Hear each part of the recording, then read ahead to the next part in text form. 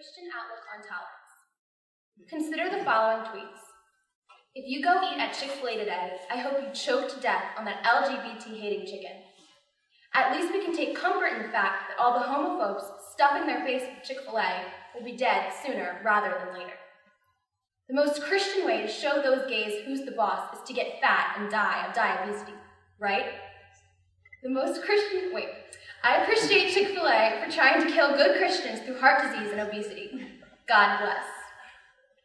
Now, for those of you who are not familiar with the Chick-fil-A controversy of 2012, you may be wondering what prompted those very hateful tweets, all explicitly wishing for the death of quote-unquote good Christians. Now, before I move on, allow me to share with you the words that sparked death threats, Facebook wars, Twitter rants, and a number of other hateful activities. On July 2nd, 2012, Dan Cathy, an owner of the Chick-fil-A franchise, stated, quote, "We are very much supportive of the family, the biblical definition of the family unit. We are a family-owned business, a family-led business, and we are married to our first wives. We give God thanks for that. We want to do anything we possibly can to strengthen families, and we are very much committed to that. We intend to stay the course.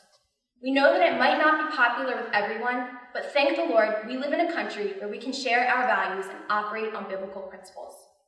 While I commend Dan Cathy on his stance on the biblical family unit, it was the last sentence in this statement that got me thinking. Do we really live in a country where we can share our values and operate on biblical principles? I know we are told that we live in a tolerant nation, but what does tolerance truly mean to Christians? And how should we address this? Prior to the coming of Christ, and even many centuries after the coming of our Lord, tolerance was given little thought. It wasn't until the age of the early Enlightenment, when James II had the throne, that tolerance worked its way into discussion. At the time, Catholics and the Protestants were the leading powerhouses, and they were constantly at conflict with one another. Protestants were distrusting of Catholic rulers, and Catholics were equally distrusting of Protestant rulers. And therefore, when James II had the throne and declared in the last 2 years of his reign that he was going to be tolerant of both the Protestants and the Catholics, there was a mutual distrust, and discussion on tolerance emerged. Thinkers began to ask, can we be tolerant of other denominations? Is that even possible, and is it justifiable? In 1685, John Locke wrote a letter concerning toleration in response to Thomas Hobbes' book, Leviathan, both addressing tolerance.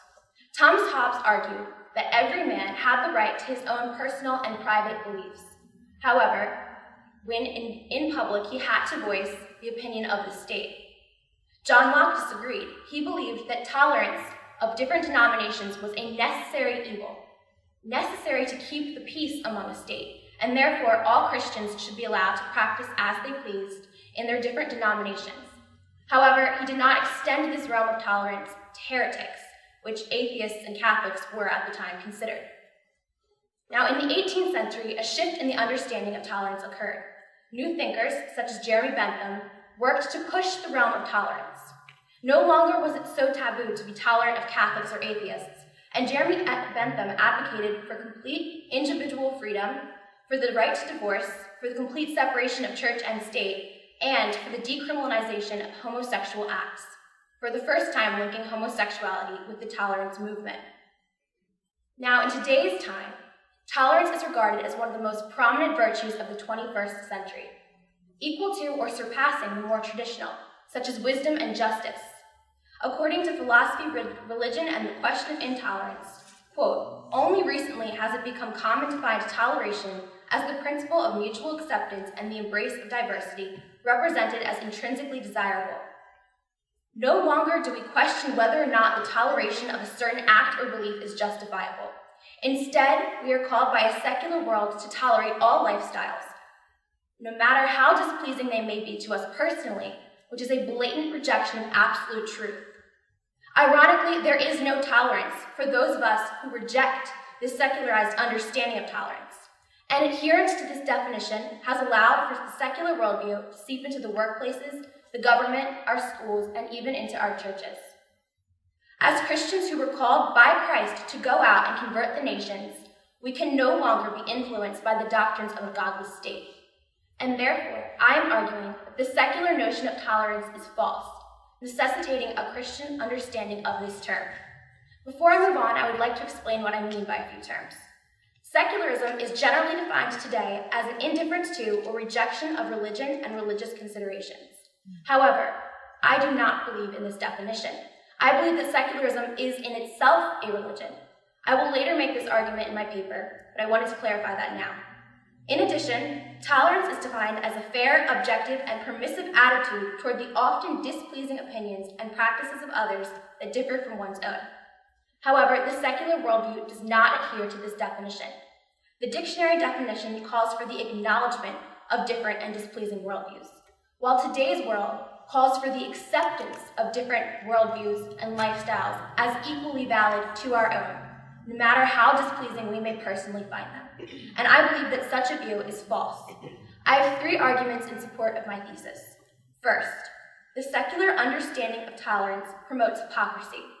Second, the secular idea of tolerance thwarts true religious freedom in the name of religious equality. And third, in adherence to the secular notion of tolerance, Christians are in danger of becoming too tolerant of their own sin and the sin of those whom they were called to lead. First, the secular understanding of tolerance promotes hypocrisy. Tolerance today, as it is promoted, is intended to expand equality to all people. However, how many times as Christians do we hear that we are intolerant? How many times are we called bigots for voicing our opinions? And how many times do we compromise what we do believe in because we are afraid of that reaction? Because we are afraid that we'll be called bigots. Let's examine this so-called tolerant world. I'll begin by starting with our education systems. According to the Teacher's Manual for Public Schools in America, the United States Supreme Court, quote, has long held that the Establishment Clause of the First Amendment prohibits school-sponsored prayer or religious indoctrination. This is not a surprise to any of us. We know that the only opinion that can be voiced in our education systems today is the opinion of a secular state, the opinion that there is no absolute truth. In addition, let's consider what the philosophers and politicians and scientists of today have to say. John Rawls and Robert Audi, both influential philosophers of the 20th century, argued that, quote, in public political discussions, we may not argue for a moral position unless it has a secular, non-religious grounding, end quote. Audi moves on to say that religious discussion is far too time-consuming and troublesome to hold any weight in such serious discussions of political matters. In addition, a vast array of scientists and philosophers banded together in recent years to sign a declaration in defense of secularism and science. This calls on politicians to reject any religious argument when making a legislative or executive decision, for the same reason that Robert Audi voiced, that religious arguments are too troublesome and time-consuming to be given any weight. And as you can see, this tolerant world that promotes equality for all has already tipped the scale of equality in favor of the secular worldview. Therefore, it is duplicitous by nature. In addition to my first argument, that the secular understanding of tolerance promotes hypocrisy, the secular idea of tolerance thwarts true religious freedom in the name of religious equality. As you can see from my tracing of the history of tolerance, tolerance has degenerated. What once was a discussion of whether or not we should be even tolerant of other Christians has now been promoted to something that we need to extend to everyone in every lifestyle without giving it any thought. We are called today in our world to be tolerant of all lifestyles, no matter how wicked and displeasing they are to us, and no matter how wicked and displeasing they are to God.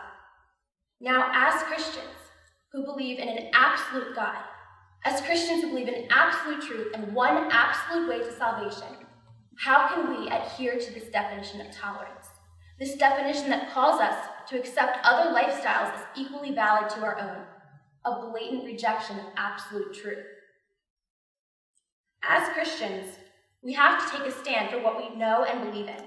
Christians, whether of the Eastern Orthodox Church, the Roman Catholic Church, or the Protestant Church, adhere to a series of doctrines, which include the Trinity, the deity of Christ, the atonement, the resurrection, and justification by faith.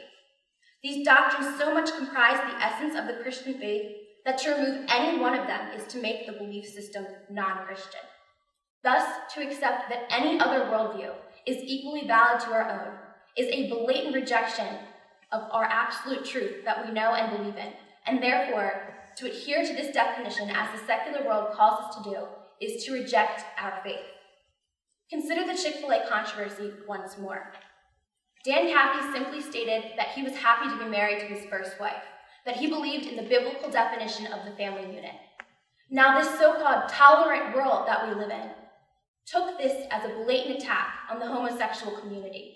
And upon further investigation, it was discovered that Dan Cathy and his fellow business owners make contributions to charities that actively work against the homosexual movement. Upon hearing this, the world declared Dan Cathy to be guilty of hate crime. They declared him to be a bigot. His restaurant chain was boycotted, and business partners refused to continue to work with him. State officials such as the mayor of Chicago and the mayor of Boston went as far as saying that Dan Cathy and his restaurant chain were no longer welcome in their states. Now, for a world that promotes tolerance, this controversy is certainly alarming. However, it is not surprising. According to 2 Corinthians 3:17, where the Spirit of the Lord is, there is liberty. We live in a godless nation.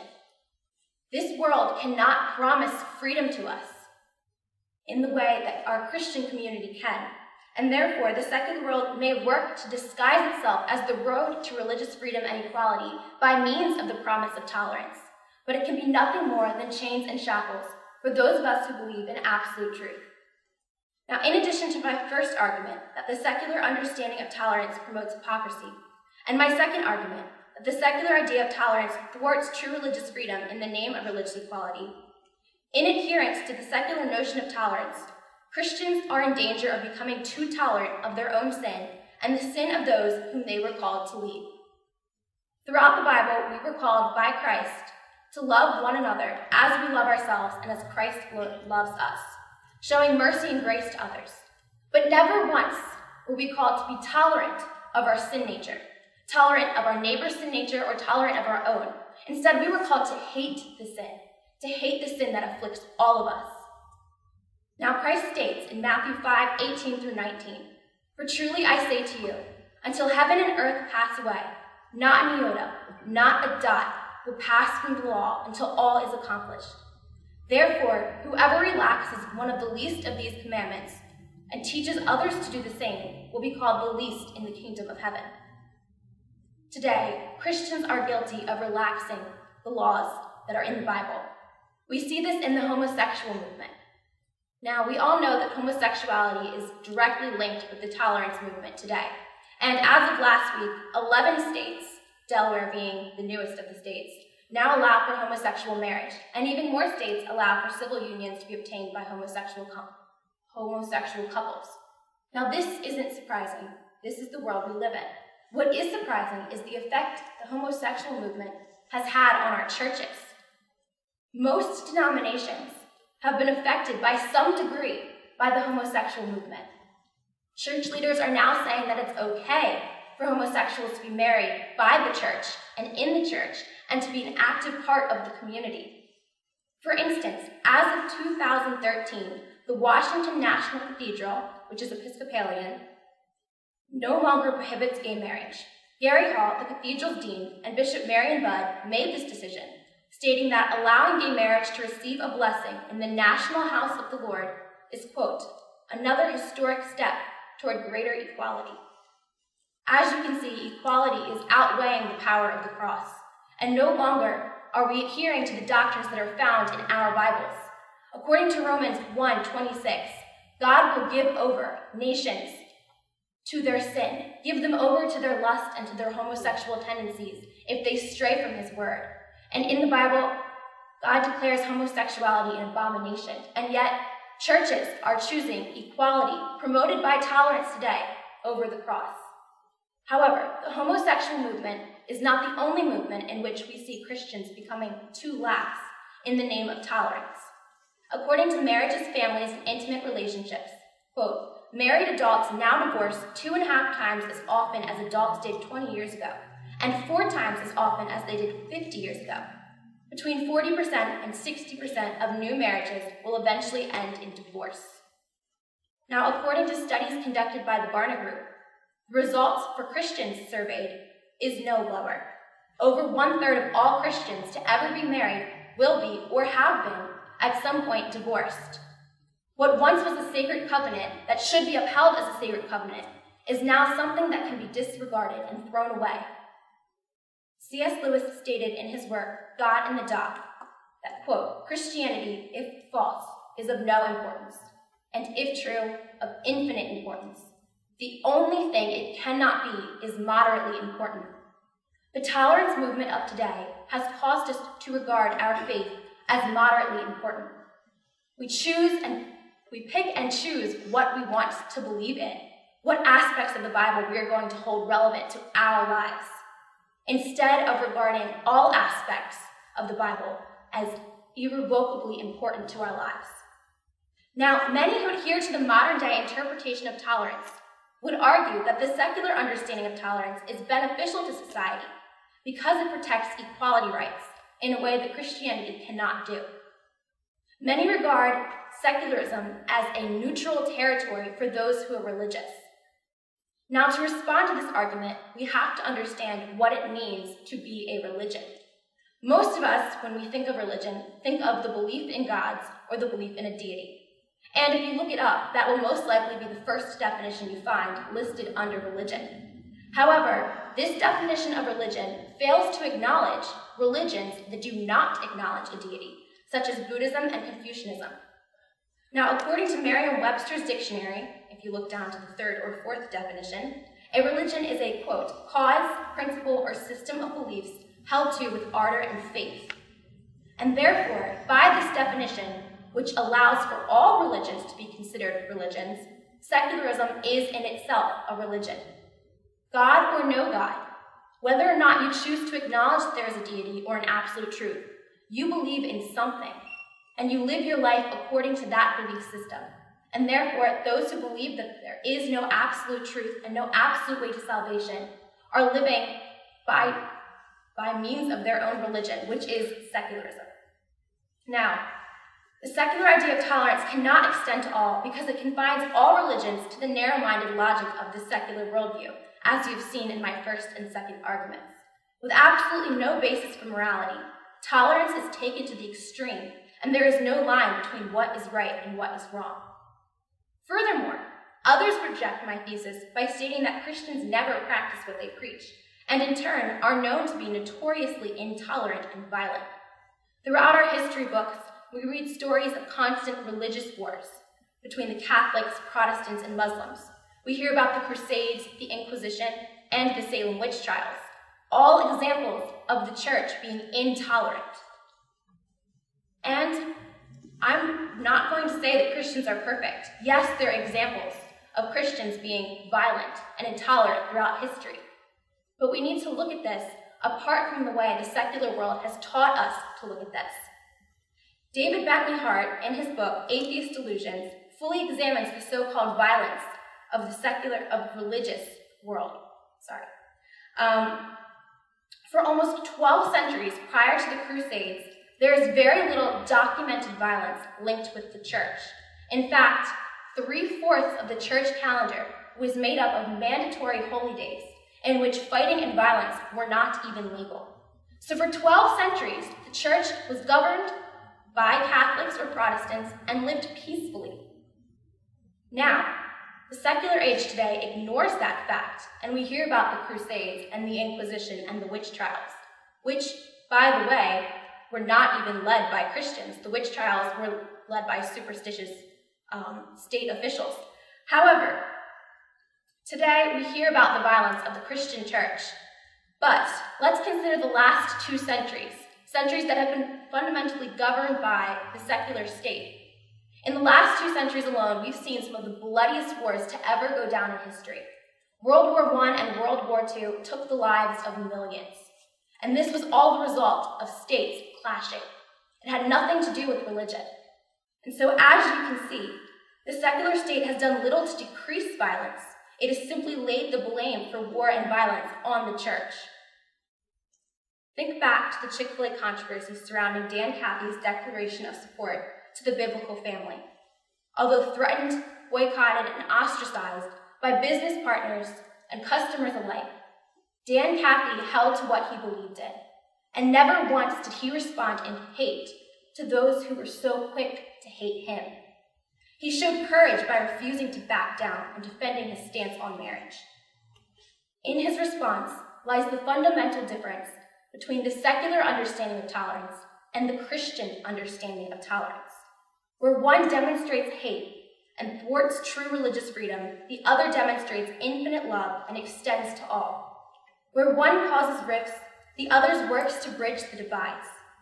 The secular mindset has consumed the Western world, and it is only a matter of time before it is no longer safe to worship freely in the United States.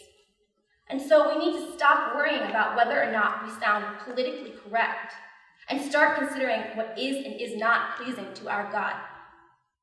Now, I was wondering what I could leave you with today, and a mother, Mrs. Bauman actually, advised me to read 1st and 2nd Corinthians. And after reading that, I decided that the message I could leave you all with today is to be like the Apostle Paul. When Christ said, "Go out and make disciples of the nations," Paul took him seriously. He went all over the Greco-Roman world and converted Jews and Gentiles alike.